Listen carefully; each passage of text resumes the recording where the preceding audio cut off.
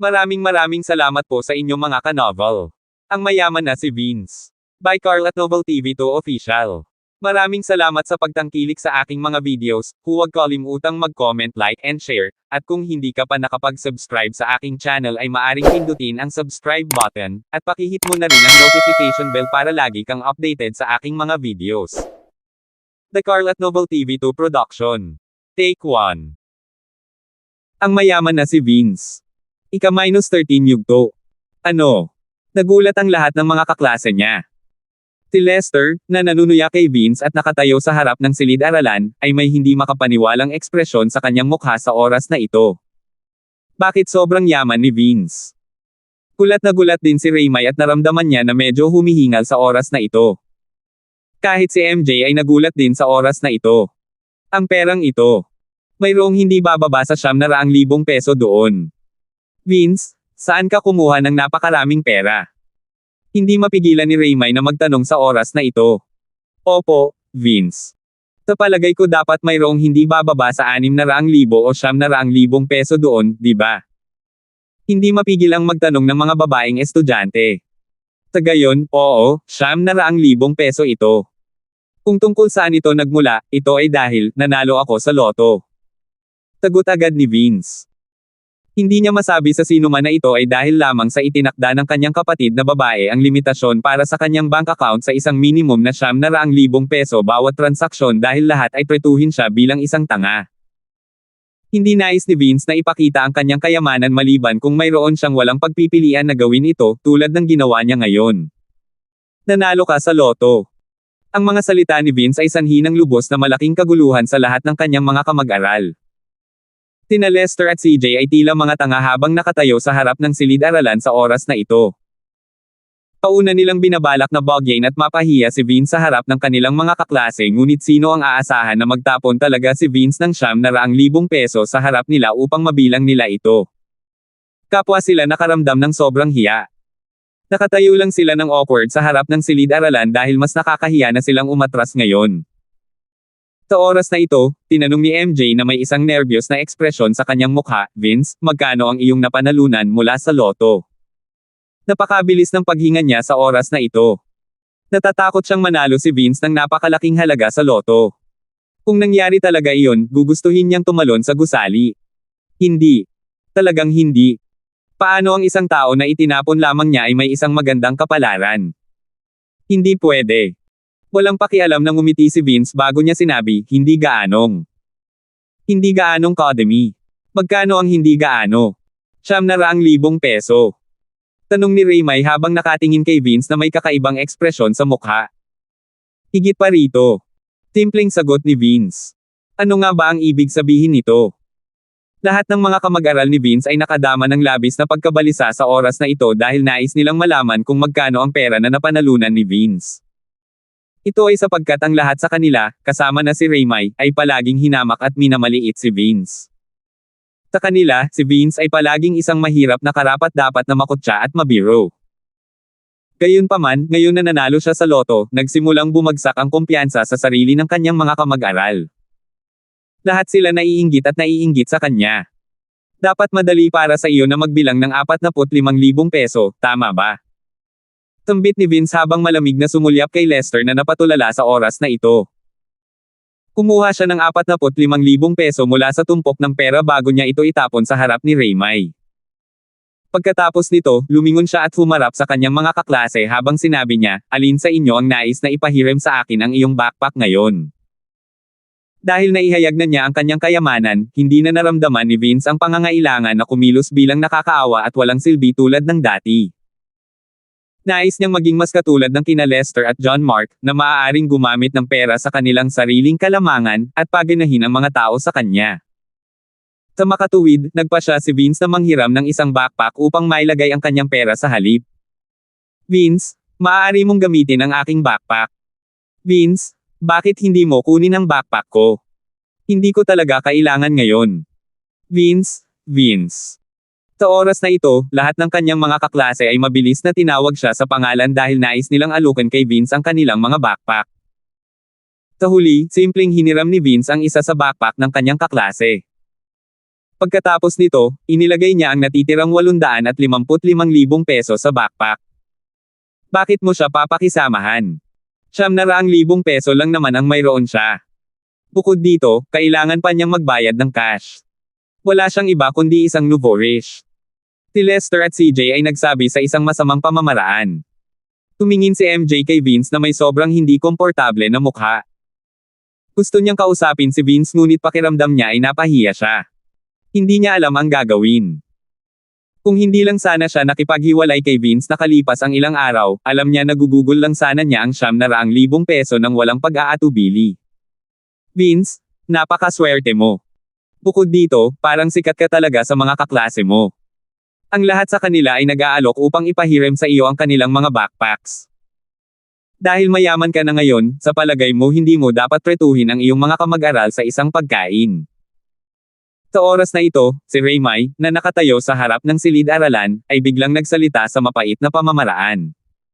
Oo. Vince, mayroon kang 900,000 peso na pera. Dapat mong pretuhin kaming lahat sa isang masarap na hapunan. Nagtataka ako kung nais mo kaming pretuhin sa hapunan, Vince. Kung tutuusin, higit sa 3 taon kaming magkaklase, ang ilan sa mga batang babae ay nag-gym sa oras na ito. Napaisip si Gerald sa sarili.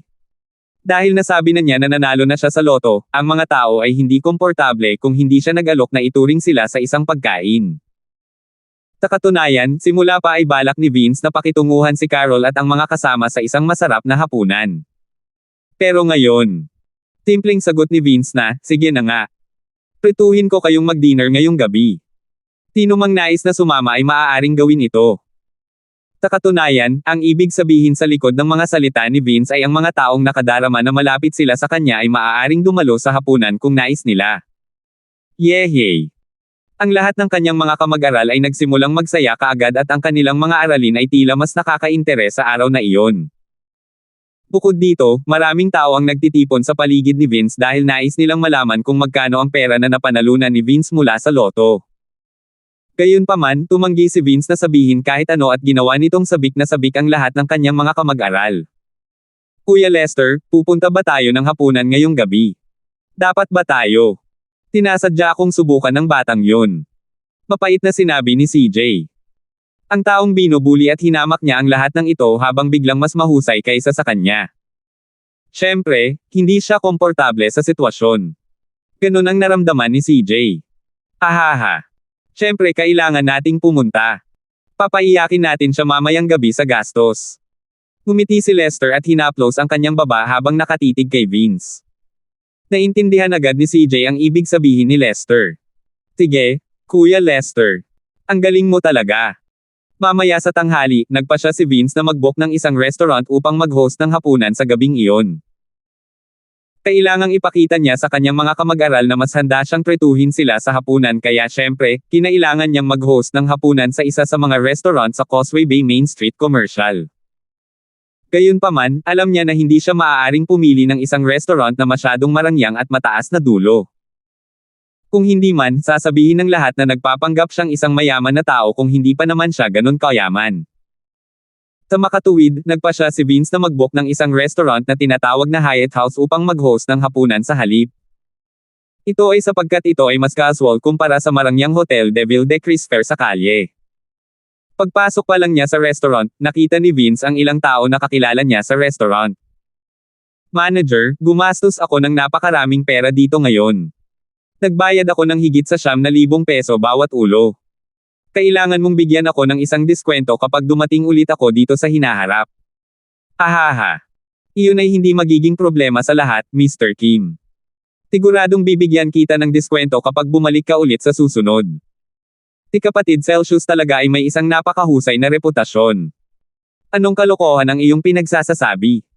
Kilala mo ba kung sino si Celsius? Nagmamaneho siya ng Toyota GR Supra ngayon. Bukod dito, ang Hyatt House ay isa sa mga pinakamahusay na restaurant dito sa Causeway Bay Main Street Commercial. Ang sino mang magpakasal kay Celsius ay tiyak na mabubuhay sa hinaharap. Si Samantha, ang dahilan kung bakit maaari kaming makapunta at kumain sa restaurant ngayon dahil ang mukha sa iyo ni kapatid Celsius. Tumingin si Vince sa paligid ng grupo ng mga tao sa restaurant sa ngayon. Si Samantha, ang Pangulo ng Unyon ng Mag-aaral, si Celsius, ang pangalawang Pangulo ng Unyon ng mga Mag-aaral, at ang ilan sa mga kaibigan ni Samantha ay naririto sa ngayon. Nakatingin silang lahat kay Celsius na may paghanga na nakasulat sa buong mukha nila. Kumusta, Ginoo? Ayaw masagasaan ni Vince ang anuman sa mga ito at lalo niyang nais na iwasan si Samantha dahil ang kanyang bibig ay kanyan. Nais niyang tumalikod at mag-host ng kanyang hapunan sa ibang restaurant sa halip. Gayunpaman, natuklasan siya ng waiter at mabilis siyang yumuko habang binati niya si Vince sa napakalakas na tinig. Napalingon si Celsius at ang iba pang mga panauhin upang tignan kaagad sila. Nang makita ni Celsius si Vince, ang kanyang mga mata ay sumilaw sa isang iglap. Vince. May hinala na sigaw ni Samantha. Pagkatapos nito, tinanong niya, ano ang ginagawa mo sa isang lugar tulad ng Hyatt House? Sa kanyang mga mata, si Vince ay isang tao na kailangang magpakahirap araw-araw upang makagawa ng sapat na pera upang masustansya ang kanyang sarili. Kung hindi niya naisip kung paano siya makakagawa ng pera ngayon, tiyak na mag-aalala siya tungkol sa kung ano ang kayang kakainin bukas. Bakit siya napadpad sa isang sosyal na restaurant na tulad nito?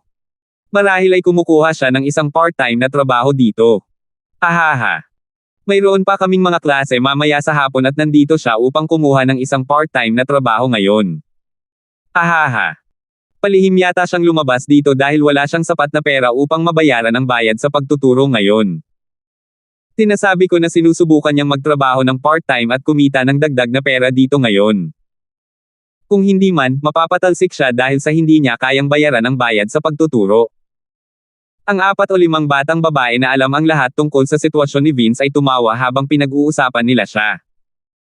Si Esther ay may malamig na ekspresyon sa mukha habang nagpatuloy sa pagtatanong kay Vince.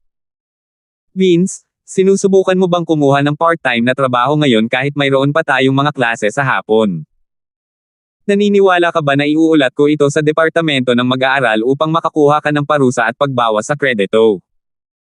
Kahit na kumita ka ng sapat na pera upang magbayad para sa iyong bayad sa pagtuturo, sisiguraduhin kung hindi ka maaaring magtapos dahil wala kang sapat na mga kredito upang magawa ito. Biro ni Celsius habang nakatitig kay Vince.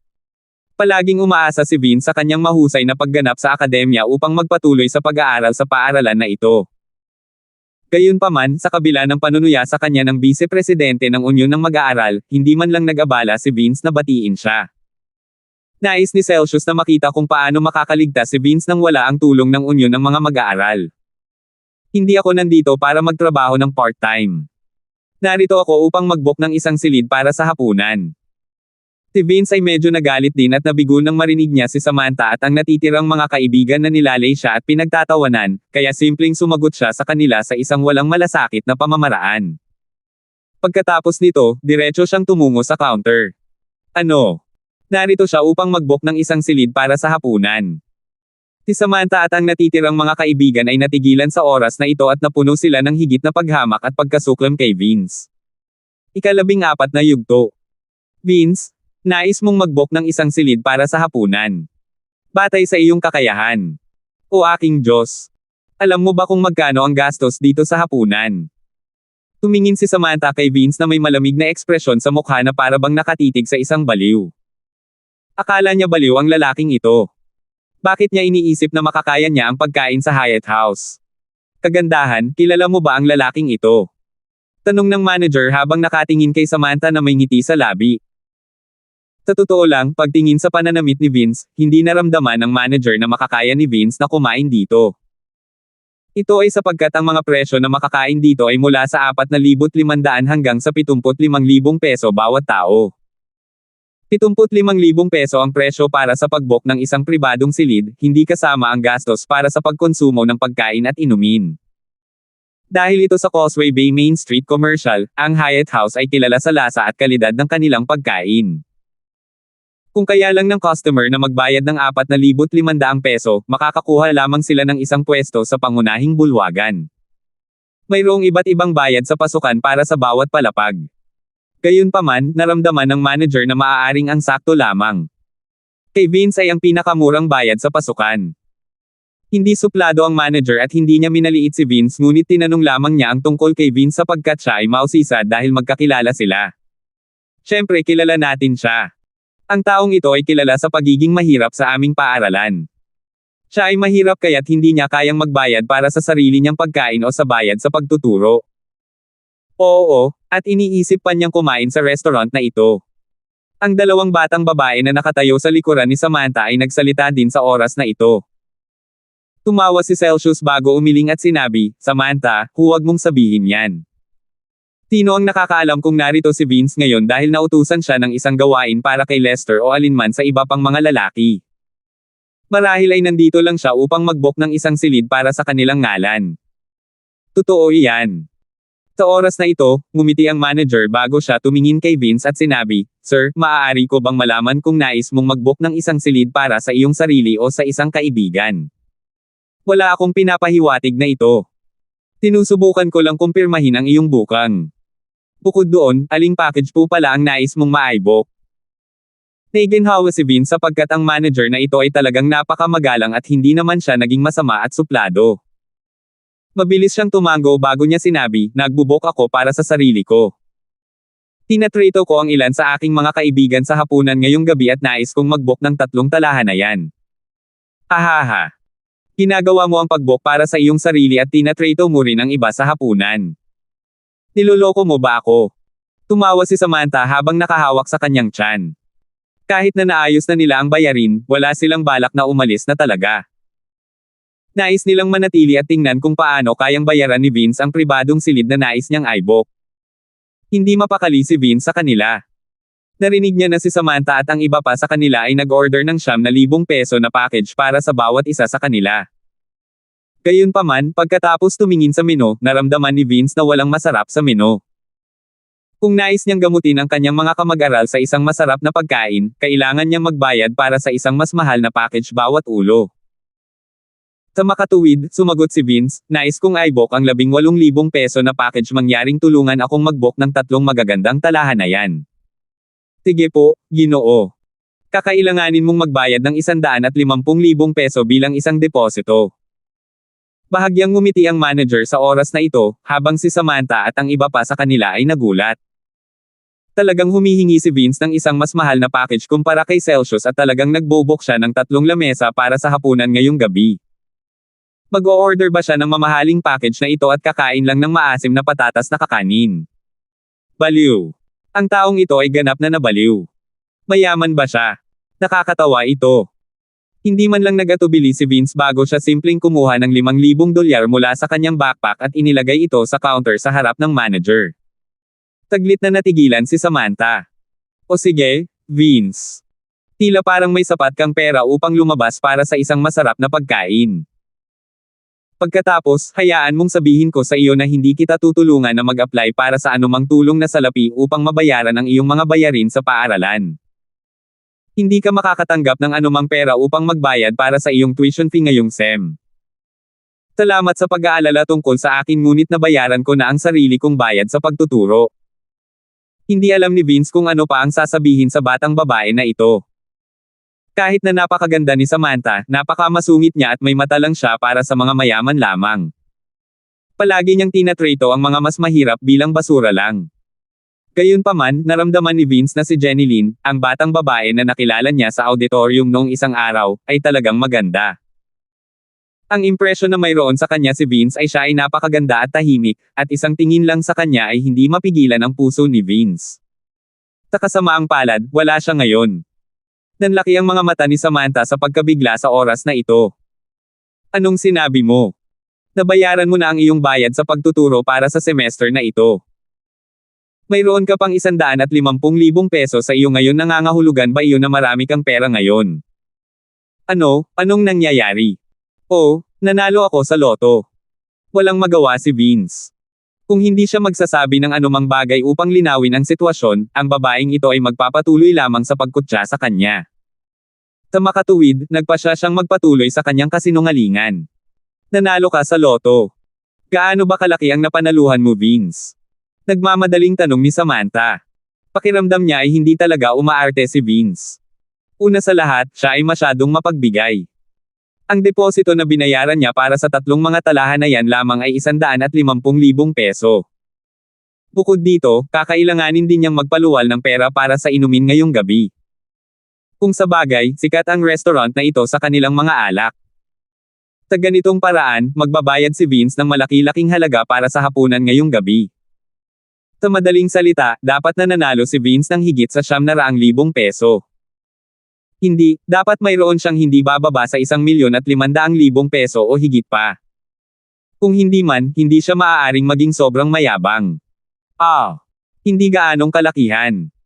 Pagkatapos nito, isinara ni Vince ang kanyang backpack bago siya tumalikod upang umalis kaagad. Bakit kailangan niyang ibunyag ng sobra kay Samantha?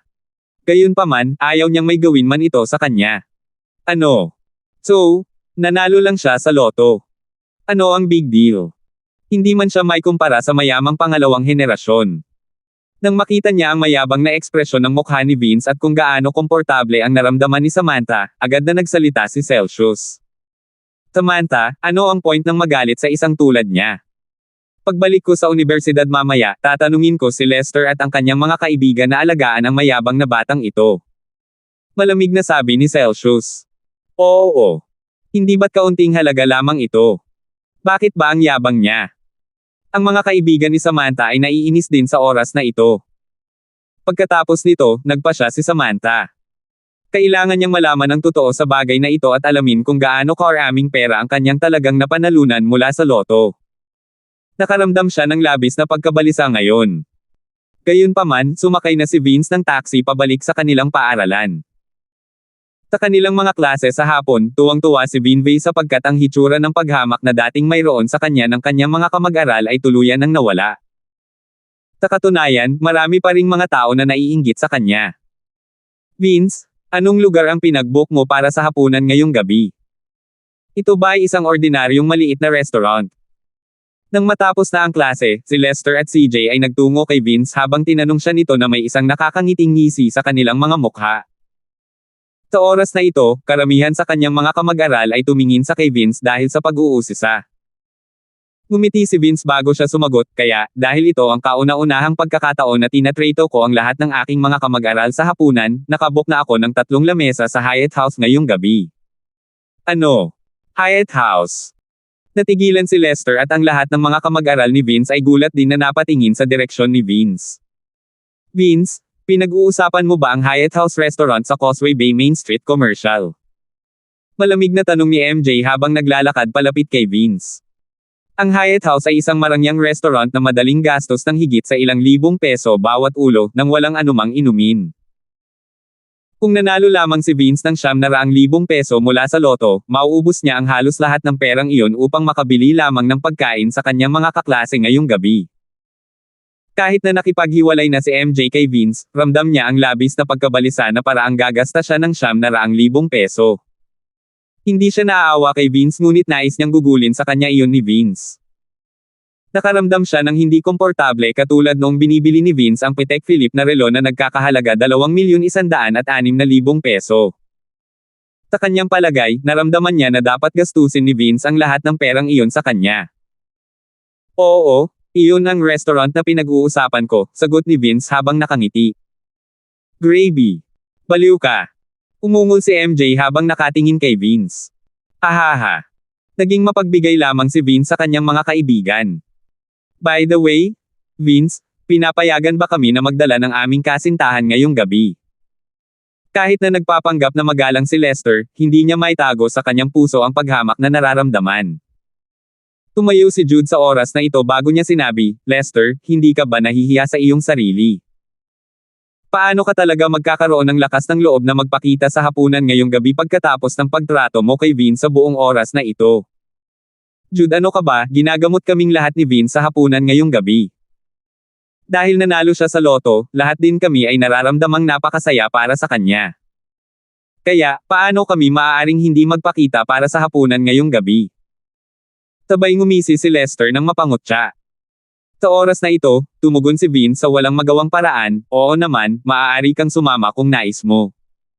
Maaari mo ring isama ang iyong mga kasintahan. Alam ni Vince ang balak gawin ni Lester ngunit hindi siya mapakali. Yehey! Lahat ng mga lalaki at babae sa silid-aralan ay sobrang natutuwa sa oras na ito. Nang makita ni MJ ang walang malasakit na si Vince at kung paano man ay wala siyang pakialam sa pera, hindi niya maiwasang makaramdam ng sobrang inis. Una niyang pinaplano na kunin ang pera ni Vince sa kanya. Gayunpaman, mas lalong kinaiinisan si Vince. Mabuti. Gagawin niya ang nais niya noon. Hihilingin niya kay John Mark na sumama sa kanya ngayong gabi upang makakain siya ng masasarap na pagkain at maiinom ng maraming alak hanggat maaari. Pinag-isipan ni MJ ang sarili. Iyon ba naman ang ibig sabihin ni Lester? Pagkatapos nito, may natural na nagpapaalam kay John Mark tungkol sa hapunan ngayong gabi. Bukod dito, nagpa siya din si Raymay na dumalo sa hapunan. Hinatid pa siya kasama si Lester at ang kanyang mga kaibigan. Sa oras na ito, pumunta din sina Vince at Jude sa restaurant gamit ang isang taxi. Ay nako! Nagbook talaga si Vince ng kwarto sa Hyatt House. Nagulat talaga si Lester. Gayunpaman, ito mismo ang pinaplano niya. Ginoong Ribino, natatakot ako na ang orihinal na 3 mga talahan na yan na naibok mo ay hindi sapat upang mapaunlakan kayong lahat. Sa palagay ko kailangan mong magdagdag ng isa pang mesa, ang nagmamadaling sinabi ng manager nang makita niya ang karamihan ng tao sa lobby. Sige na nga. Magdaragdag ako sa isa pang mesa. Sagot agad ni Vince. Ito ang kauna-unahang pagkakataon na talagang ginugol niya ng napakahusay matapos na maging bahagi ng mayamang pangalawang henerasyon.